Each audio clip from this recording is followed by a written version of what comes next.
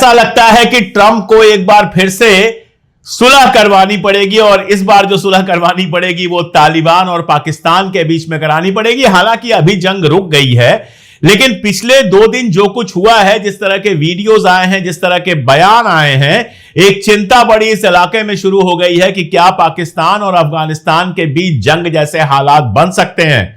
कोई कह सकता है कि कहां पाकिस्तान और कहां अफगानिस्तान। अफगानिस्तान के पास तो ना उस तरह का एयरफोर्स है, ना उस तरह का एयर डिफेंस है। पाकिस्तान तो इस मामले में काफी मजबूत देश है। चाइना के हथियार हैं, अमेरिका के हथियार हैं, यूरोप के हथियार हैं। कोई इस बात को ऐसे कह सकता है, लेकिन अगर इस खेल को समझना है तो इतने से समझ लीजिए कि तालिबान ने एक बार रूस को बाहर किया है, दूसरी बार अमेरिका को बाहर किया है।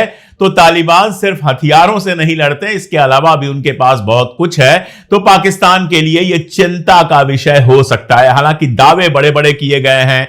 पाकिस्तान ने कहा हमने 200 अफगानियों को मार दिया, तो अफगानिस्तान ने कहा हमने इतने पाकिस्तानियों को मार दिया, इतनी चौकियों पर कब्जा कर लिया, वगैरह वगैरह वगैरह। लेकिन समझते हैं कि यह खेल क्या है। दरअसल पाकिस्तान सबसे ज्यादा नाराज है इस बात से कि अफगानिस्तान के विदेश मंत्री भारत आए हुए हैं और भारत में उनको पूरा सम्मान मिल रहा है। भारत ने अभी तक अफगानिस्तान को मान्यता नहीं दी है।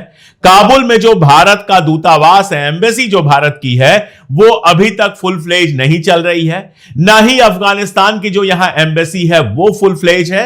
लेकिन एक प्रोसेस दिखाई दे रहा है जिसमें अफगानिस्तान और भारत के बीच में, या यूं कह लें कि अफगानिस्तान में जो तालिबान सरकार है उसके और भारत के बीच में रिश्ते अगर नॉर्मल नहीं हो रहे हैं तो कम से कम काम चलाऊ रिश्ते बनने जा रहे हैं, ऐसा साफ साफ दिख रहा है। तो पाकिस्तान के लिए चिंता की बात यह है कि अभी इंटरनेशनल पॉलिटिक्स में पाकिस्तान को जो लग रहा था कि हमने तो सारे तीर मार लिए, अब जब अफगानिस्तान और भारत का रिश्ता बन रहा है, अफगानिस्तान और रशिया का रिश्ता बन रहा है, अफगानिस्तान और चाइना का रिश्ता बन रहा है, तो पाकिस्तान के लिए दिक्कत होना बिल्कुल लाजिम है।